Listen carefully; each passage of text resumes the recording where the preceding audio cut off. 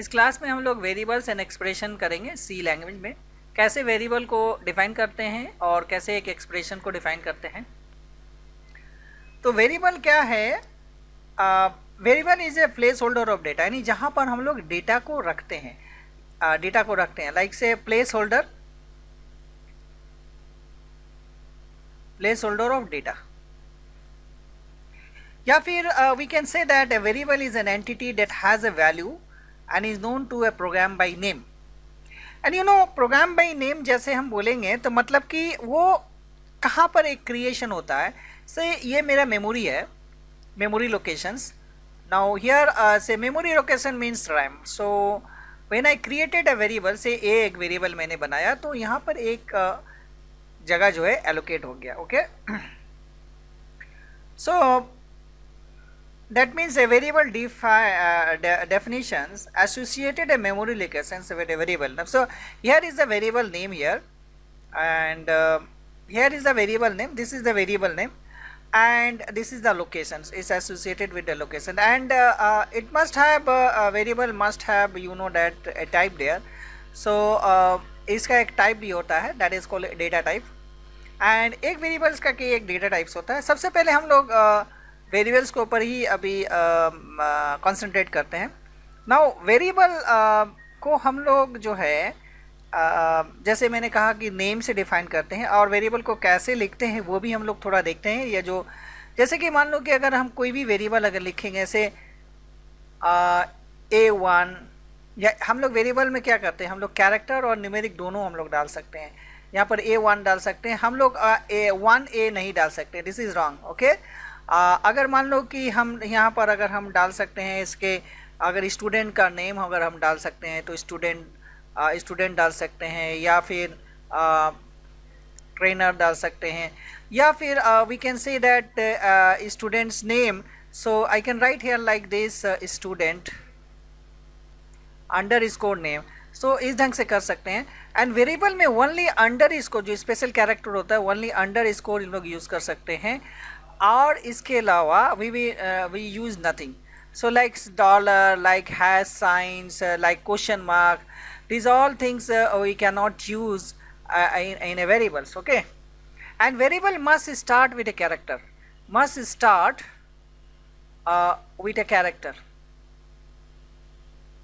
Character के साथ ही जो है वो स्टार्ट होता है। जैसे कि मैंने कहा ना कि यहाँ पर हम A1 लिख सकते हैं, 1A नहीं लिख सकते हैं। ओके, 1A नहीं लिख सकते हैं, this is wrong and this is right. Okay, so ये एक तरीका है डिफ़ाइन करने का। नाउ अब जो है कि हम लोग जब भी वेरिएबल डिफ़ाइन करते हैं, से जैसे कि मान लो कि हम यहाँ पर डिफ़ाइन करते हैं से प्राइस। सो प्राइस जो है जैसे मैंने डिफ़ाइन किया, तो अब प्राइस किस तरह का डेटा है। So we define here the data type. So इसका एक डेटा टाइप्स होगा, तो this is the variable name, now say अगर प्राइस जो है, अगर मेरा वैल्यू जो है नॉर्मल अगर रखते हैं, जैसे कि मान लो कि से 10,000 रुपीज़, और से तो we can use here int. Okay, but if say if I write like this कि 150.5, सो ये इंट में हम नहीं रखेंगे क्योंकि यहाँ डेसिमल वैल्यू आ जा रहा है, यानी रियल नंबर आ जा रहा है। सो इसके लिए हमको यहाँ पर फ्लोट यूज़ करने पड़ेगा या फिर डबल यूज़ करने पड़ेगा। एंड यहाँ पर इंट हम यूज़ कर सकते हैं या फिर हम लॉन्ग यूज़ कर सकते हैं।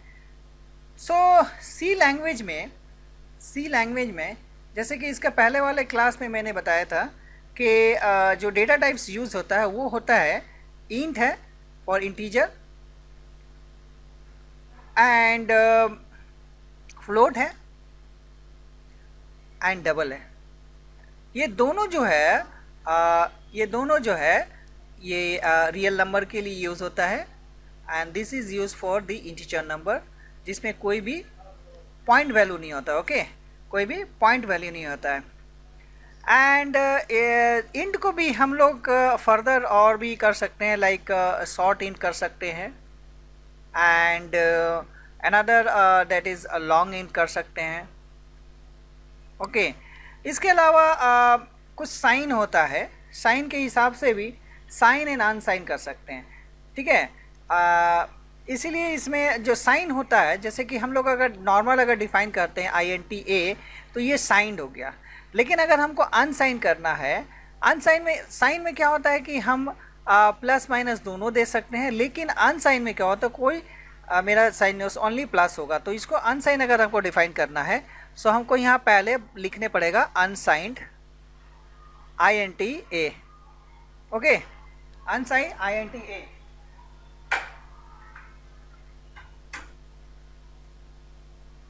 ठीक है, क्लियर हुआ, अनसाइंड INTA। सो इस ढंग से जो है डेटा टाइप्स क्रिएट कर सकते हैं। तो यहाँ पर अब हम क्या कर सकते हैं कि INT मेरा जो है एक हो गया शॉर्ट और एक हो गया लॉन्ग। उसी ढंग से यहाँ पर दोनों में जो होता है साइन एंड अनसाइन होता है। हम लोग साइन को लिखते नहीं है, अनसाइन को हम अगर साइन लिख भी सकते हैं, जैसे कि यहाँ पर अगर हम साइन लिखेंगे तो साइन INTA लिख सकते हैं, बट नॉर्मली साइन को लिखते नहीं है। बट अनसाइन अगर है तो इसको जो है लिखना जरूरी है। तो यहाँ पर जो है वेरिएबल्स फर्दर ये डिवाइड होगा यहाँ पर अनसाइन एंड साइन, ओके। सो ये कई तरह का वेरिएबल्स है। नाउ अब हम लोग अगर हम लोग वेरिएबल्स को से वैल्यू हम इसमें कैसे लेते हैं उसको अगर हमको देखना है, लेट्स सी एक छोटा सा प्रोग्राम्स हम लोग देखते हैं। तो प्रोग्राम यहाँ पर सी में जो डिफाइन करने से पहले हम लोग जो है एक यहाँ पर हैज़ इंक्लूड डालेंगे। हैज़ इंक्लूड, ये जो हैज़ इंक्लूड है ये होता क्या है कि ये एक जो मेरा फंक्शन जो है जैसे प्रिंट है, स्कैनफ है, ये इसके अंदर रहता है। तो इसको फर्स्ट डिफाइन करना ज़रूरी होता है। तो यहाँ पर हम लिखेंगे stdio.h। तो stdio.h क्या हो गया, standard input output header files. So जैसे कि मैंने पहले कहा था कि हम लोग या तो void मेन यूज़ कर सकते हैं।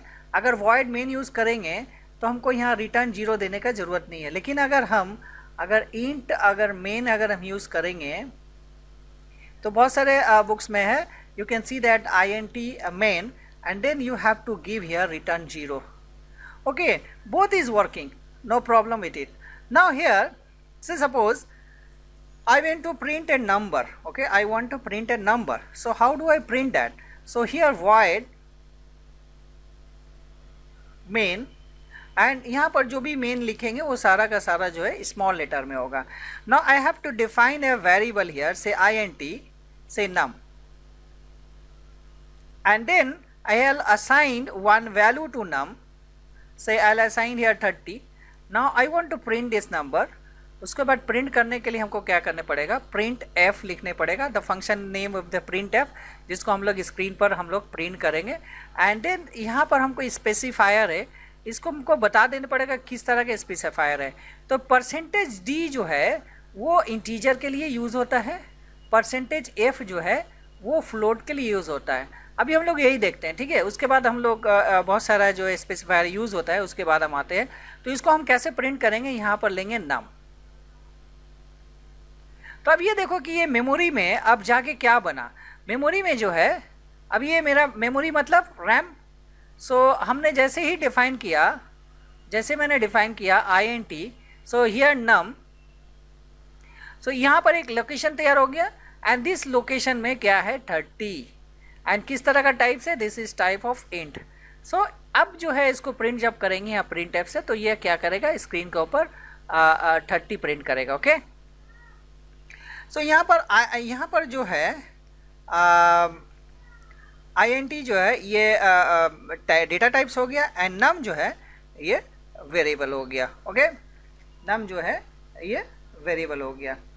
अब यहाँ पर देखो कि यहाँ तो प्रिंट के हम लोग ने देखा ना, अगर हम ये वैल्यू जो है जब जितना बार भी रन करेंगे 30 आएगा। लेकिन अगर हम चाहते हैं कि मेरा हर इटरेशन मैंने हर रन में मैं एक नया वैल्यू दूं, तो वहाँ पर हमको एक फंक्शन यूज़ करने पड़ता है, that is called scanf, okay. So first of all यहाँ पर जो है हम देंगे include stdio.h and then void main then यहाँ पर देते हैं INT num। देन अब यहाँ पर हम एक प्रॉम्प्ट लगाएंगे printf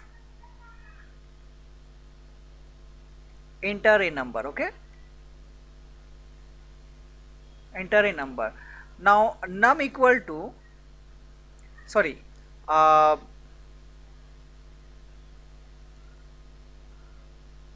ना अब जो है यहाँ पर हम लेंगे scanf परसेंटेज दी। तो किस तरह का नंबर है, मेरा इंट है तो यहाँ पर हम परसेंटेज दी स्पेसिफायर लगाएंगे। उसके बाद नंबर जब हम scanf से लेते हैं तो हमको यहाँ पर एम्परसेंट देने पड़ेगा। ओके, एम्परसेंट क्या है, ये एक ऑपरेटर है। ओके, ये एक पॉइंटर ऑपरेटर है। हम लोग जब पॉइंटर पढ़ेंगे तो एम्परसेंट एंड स्टार के बारे में सेपरेटली समझेंगे। अभी हमको जानना है कि हमको एम्परसेंट जब हम scanf लेंगे तो एम्परसेंट नंबर में माने कोई भी इंटीजर हो या फ्लोट हो उसमें लगाना जरूरी है। सो यहाँ पर जैसे मैंने डिफाइन कर दिया scanf परसेंटेज दी। अब इसको हम लोग प्रिंट कर सकते हैं यहाँ पर printf। तो ये फॉर्मेट स्पेसिफायर हो गया ना, हमको फॉर्मेट स्पेसिफायर देना है। देन हमारा वेरिएबल का नाम क्या है, num। तो ये num जो है यहाँ पर हम प्रिंट कर दिए। सो अब मान लो कि अगर मैंने रन किया तो इसमें हमने 40 दिया तो अब ये 40 प्रिंट करेगा। मैं अगर से 70 दिया फिर दोबारा रन किया तो 70 प्रिंट करेगा। तो इस ढंग से जो है ये प्रिंट कर सकते हैं। अब देखो कि एक प्रोग्राम में हम लोग more than one data type भी डाल सकते हैं। Okay, more than one types of data लगा सकते हैं। लाइक के सपोज करो कि हमने लिखा INT num एंड हमने एक फ्लोटिंग वेरिएबल भी अगर हम देना चाहते हैं, से फ्लोटिंग वेरिएबल में हम कोई वैल्यू देना सकते हैं से num1। Okay, num1। सो num1 हमने वेरिएबल यहाँ पर डिफाइन कर दिया। और इसके लिए अगर हम एंट्री करना चाहते हैं, से अगर हमने बोला है कि 2 नंबर हमको एंट्री करना है, इंटर 2 नंबर,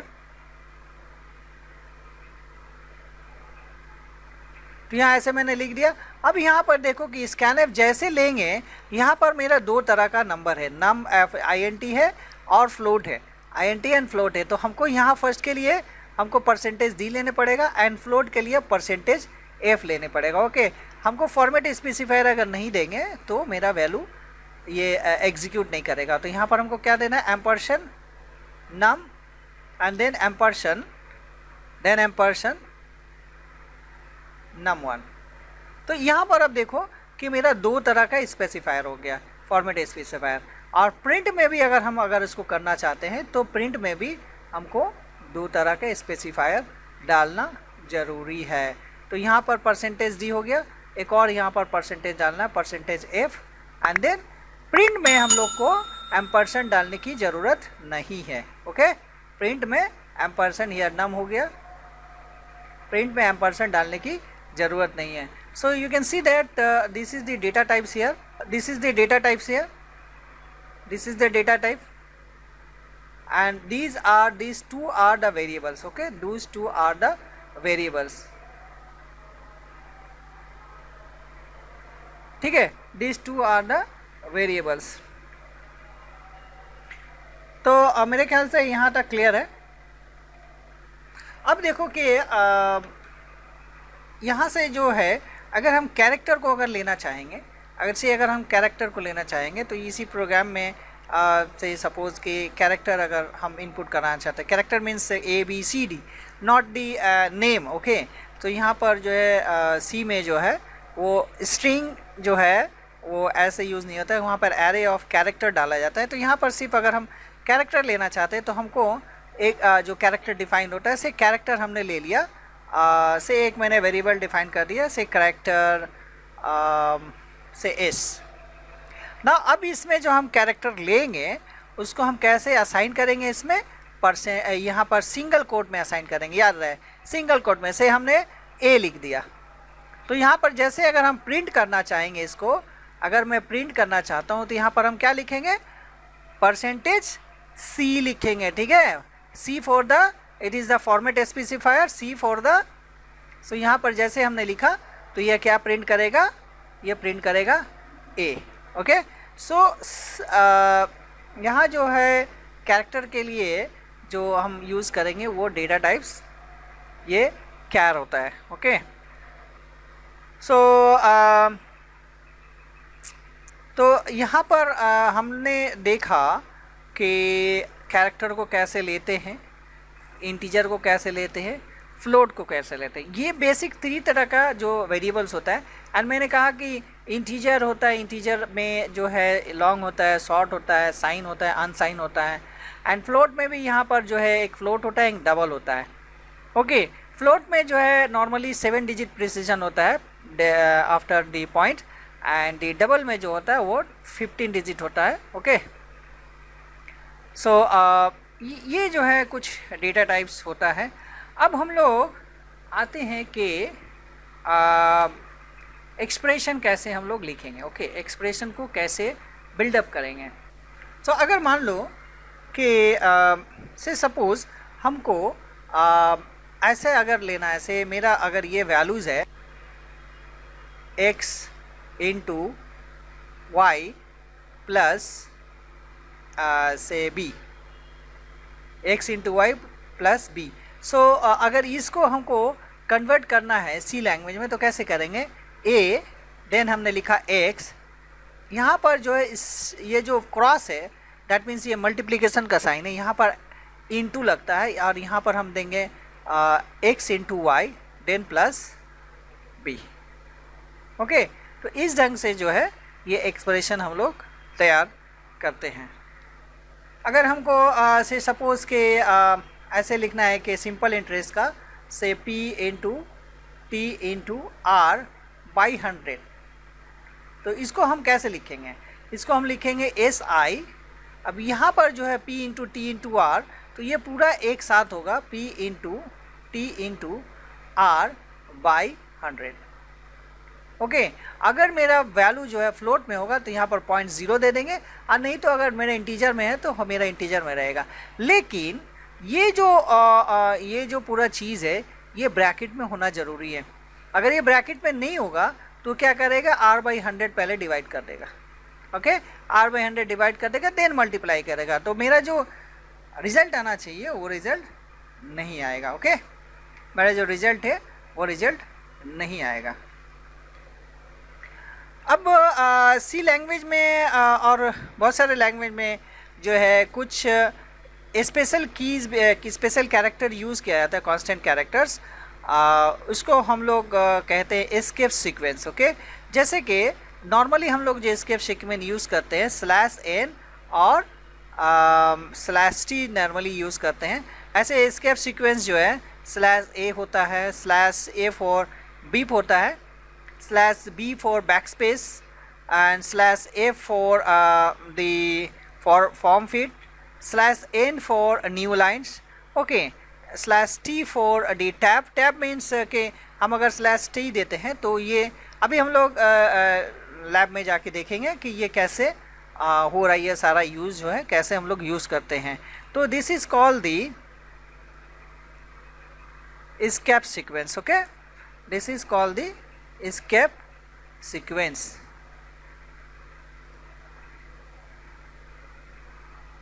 ओके, सो अब हम लोग यहाँ से डायरेक्ट चलते हैं कोड ब्लॉक में, जहाँ पर हम लोग अपना प्रोग्राम्स को रन करेंगे। सो ये मेरा कोड ब्लॉक्स आ गया।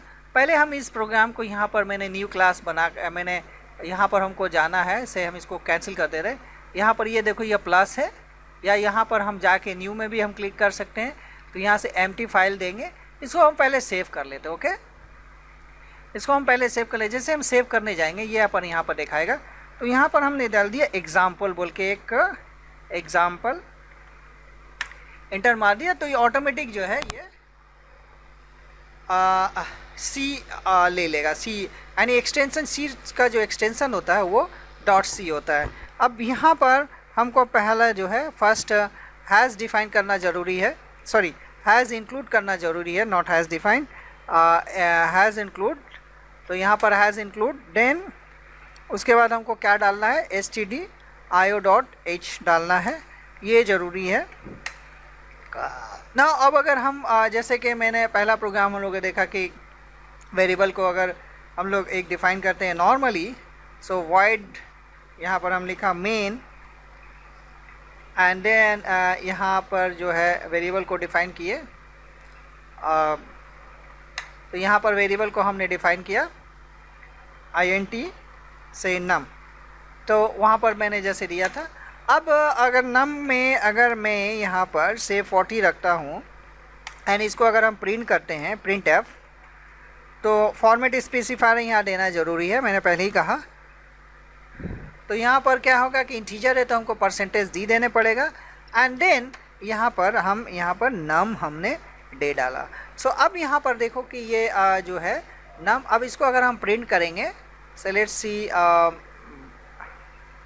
यहाँ पर देखो अभी यहाँ पर देखो ये 40 आया, बट ये 40 क्या चीज़ है नहीं समझ में आ रहा है। लेकिन अगर हम चाहते हैं कि नंबर इक्वल टू 40 आए, तो यहाँ पर हम कुछ ऐसे भी स्ट्रिंग को असाइन कर सकते हैं, या नंबर इक्वल टू, यानी मेरा इक्वल टू के बाद जो मेरा नंबर प्रिंट करेगा, इसलिए इक्वल टू परसेंटेज डी देंगे। अब यहाँ से फिर से हम बिल्ड एंड रन करेंगे तो देखिए क्या, अब यहाँ पर देखो कि नंबर इक्वल टू 10 आया। अब से सपोज के यहाँ पर एक और मैंने वेरिएबल डालना है, से सपोज के यहाँ पर मैं एक फ्लोटिंग वेरिएबल डाल दे रहा हूँ, से num1, और इसमें जो है हम इसमें रखेंगे से num1 में से हमने रखा 5.6। अब इसको अगर हम प्रिंट करना चाहेंगे तो कैसे प्रिंट करेंगे, दिस इज़ यहाँ पर लिख देते हैं इंटीजर नंबर एंड यहाँ पर हम लिख देते हैं floating number. Okay, floating number equal to, अब यहाँ पर हमको क्या लिखने पड़ेगा, percentage F. okay, see these are very important part of a C language, so you must use this percentage f. Okay, so now here num1 comma num and num1. Okay, तो अब यहाँ पर अगर हम प्रिंट करेंगे build and run, okay, तो यहाँ पर देखो कि integer number and floating number. So अब सपोज करो कि यहाँ पर जो है हम चाहते हैं कि यहाँ पर दो लाइन में नंबर एक लाइन में प्रिंट हो और फ्लोटिंग एक लाइन में प्रिंट हो। अब यहाँ पर जो है हमने यहाँ पर स्लैश एन डालेंगे तो ये क्या होगा, न्यू लाइन में जाएगा।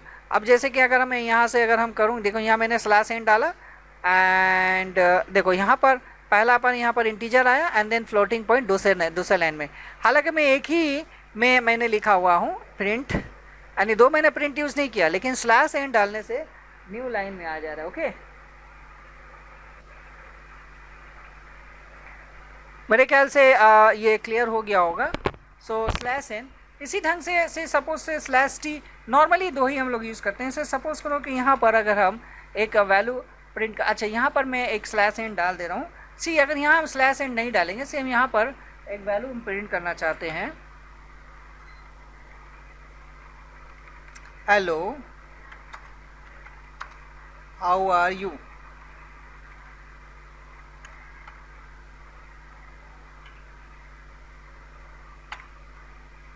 नाउ इसको रन करते हैं, बिल्ड एंड रन, तो यहाँ पर देखो hello how are you same line में प्रिंट हो गया।